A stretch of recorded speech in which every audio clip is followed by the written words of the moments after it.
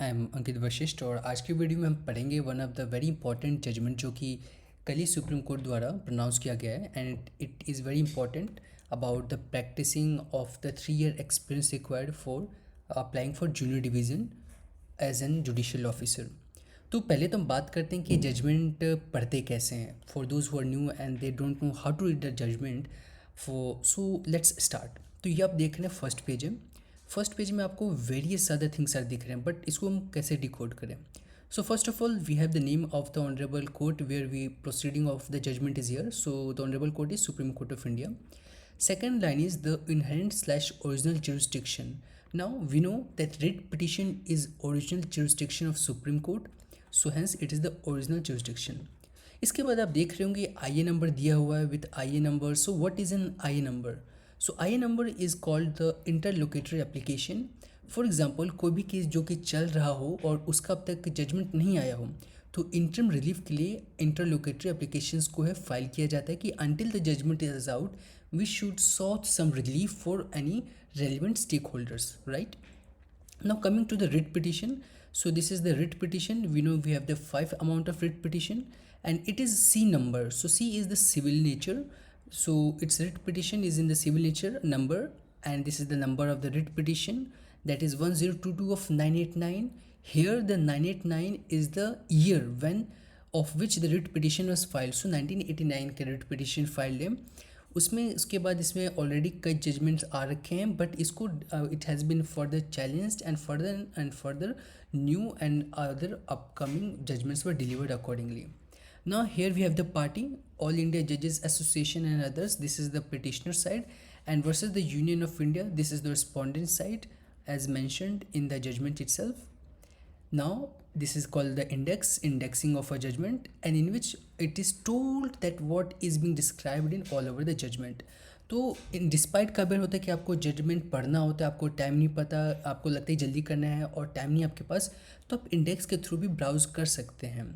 क्योंकि जैसे कि हमें इस जजमेंट में जानना है basically what is the 3 year judgment about 3 year experience in lower judiciary.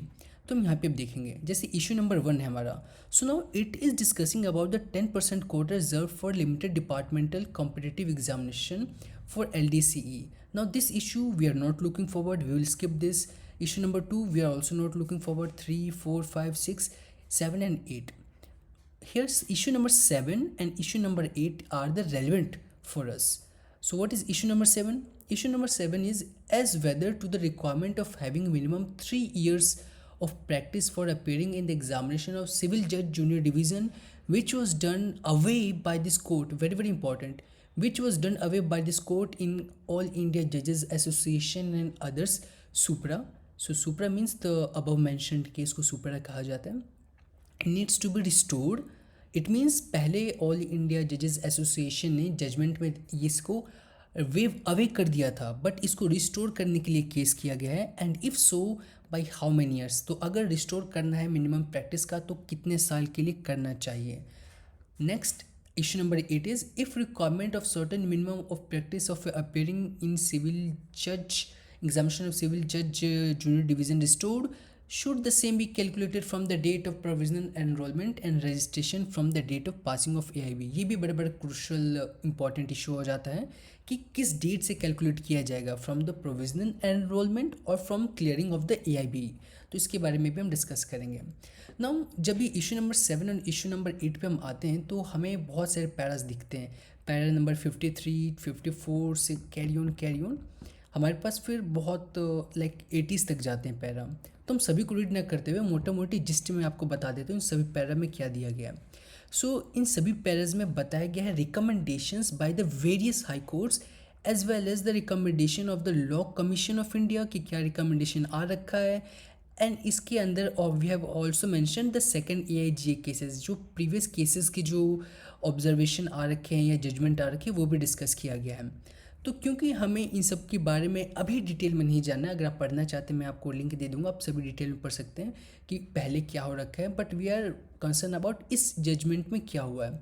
So we are moving to the recommendations by the commission. इसमें हमें रिकमेंडेशन भी मेंशन किया गया है जो कमीशन द्वारा किया गया था। सो विच commission, very important, Shetty commission has recommended various thing. Now we come the third AIJ cases, all India judicial जजेस एसोसिएशन केस, थर्ड जजेस केसेस आया। Then we have all in these are the judgment which are mentioned, so we would skipping it, moving forward.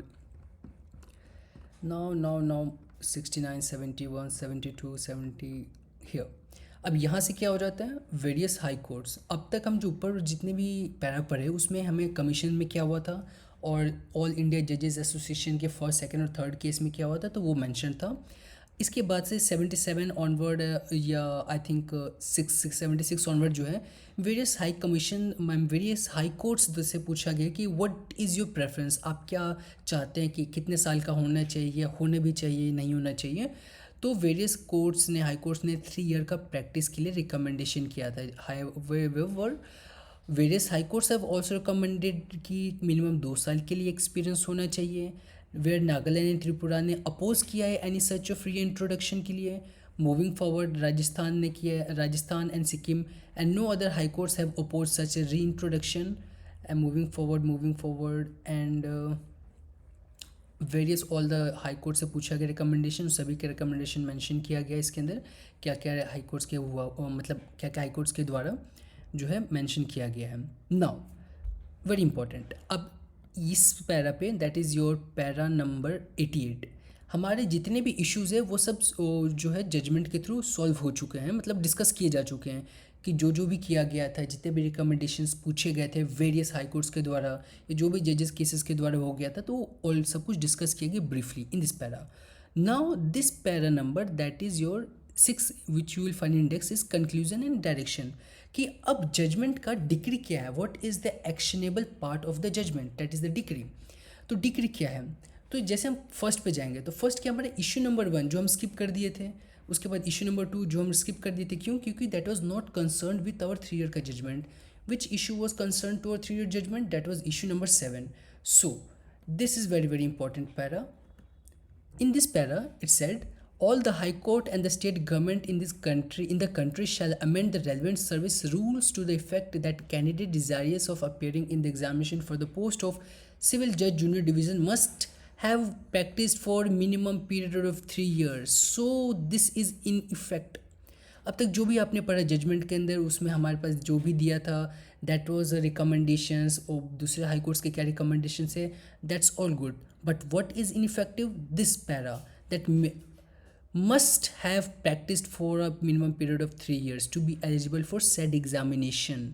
This is the effective part. This is called the decree of a judgment. Now this would be applied to all the state government, all the high courts, and state government would all definitely formulate the rules and whatever they feel accordingly.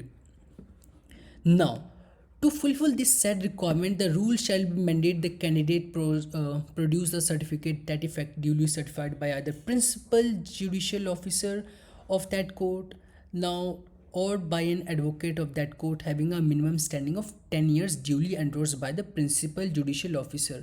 तो ऐसा भी नहीं है कि आप केवल वकालतनामा में अपना नाम लिखवा लो और आप 3 साल की आपकी प्रैक्टिस काउंट होगी, नहीं।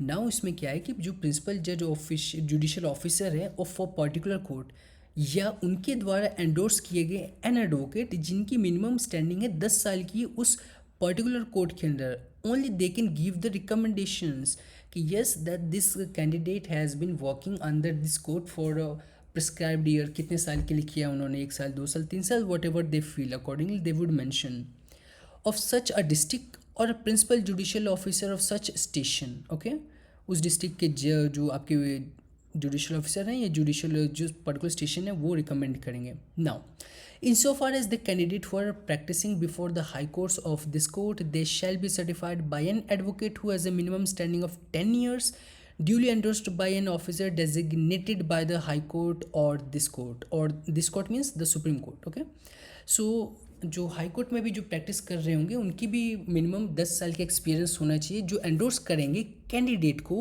कि वो 3 साल के लिए प्रैक्टिस कर चुके हैं so and so certain high court के अंदर।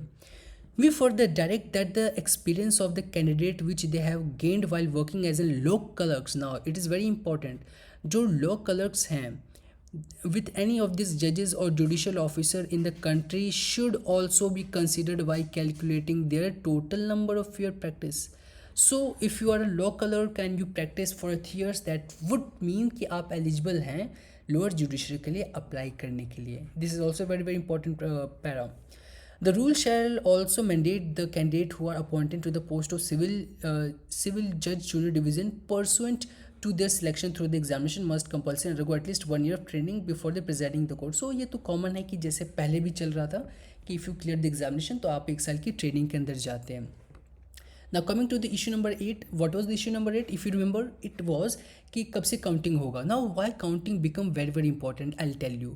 तो जैसे भी आपको पता है कि हमारे पास 2 टाइप के मतलब 2 तरीके से हम प्रैक्टिस करते हैं. कैसे करते हैं? 2 टाइप से नहीं करते वैसे ही एज एन एडवोकेट ही है, बट हमें प्रैक्टिसिंग के लिए 2 टाइप होते हैं. पहले होता है जो हम अपने रजिस्टर्ड बार काउंसिल जो डिस्ट्रिक्ट काउंसिल है उससे हम certificate I am rephrase my word, जो हमारे पर्टिकुलर स्टेट के अंदर हम स्टेट बार से या तो रजिस्टर करते हैं.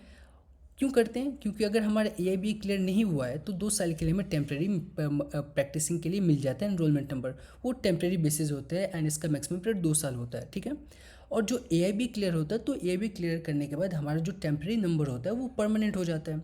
ना you would able to understand कि अगर 2 साल पहले मान लो हम रजिस्टर कर दे स्टेट से और हम AIB क्लियर नहीं कर पाते हैं तो इसका मतलब कि अगर AIB को कंसिडर किया जाएगा तो वो 2 साल का प्रैक्टिस तो हमारा वेस्ट हो गया. इन अ केस अगर आप AIB क्लियर नहीं कर पाते हैं और अगर आप AIB का जो सर्कल है वही नहीं आ पाता है. मान लीजिए कि आप प्रैक्टिस तो कर रहे हैं पिछले 1 साल से, लेकिन AIB का एग्जाम सपोजिंगली से कि डिले हो गया, 1 साल बाद आया, वॉट एवर द रीज़न में भी, तो आपके 1 साल का तो काउंट नहीं हो पाएगा.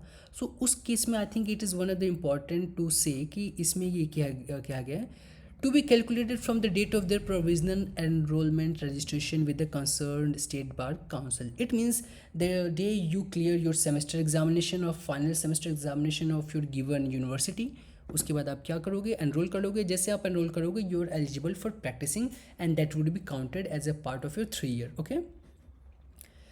Now further moving forward, it is further directed that the state requirement of minimum year practice shall not be applicable in case where the concerned high court has already indicated the selection process for the post of civil judge junior division prior to the date of this judgment and applicable only from the next recruitment process. It means जो भी high court ने अभी तक advertisement अपना निकाल चुके हैं वो तो प्रोसेस वो उसके अकॉर्डिंग ही चलेंगे जो अब तक इससे पहले रूल चल रहे थे. That is no any experience required. But after this process, after this judgment, जितने भी आपके पास आएंगे जजमेंट उसके आई मीन सॉरी जितने भी रिक्रूटमेंट्स आएंगे वो सभी इस क्राइटेरिया को फुलफिल करेंगे. That is your minimum 3 year of practice. Now I hope you are able to understand the last by the judge's name by our Honorable Chief Justice of India Bir Gawai sir, Honorable Justice Agustin George Mashia and Honorable Justice K Vinod Chandran. इन्होंने judgements को deliver किया है and the date is new Delhi and sorry date is 20th May 2025 and the place is new Delhi. So I hope एक तरीके से आप judgement reading understand कर पाए होंगे और 3 year का भी बहुत अच्छे से समझ पाए होंगे. I would give the link of this PDF इस यूट्यूब वीडियो में. आप चेक कर लेना, अच्छे से पढ़ लेना. और भी कुछ आप वीडियो चाहते तो let me know. I like to make on the same your desired videos. Thank you for watching this video.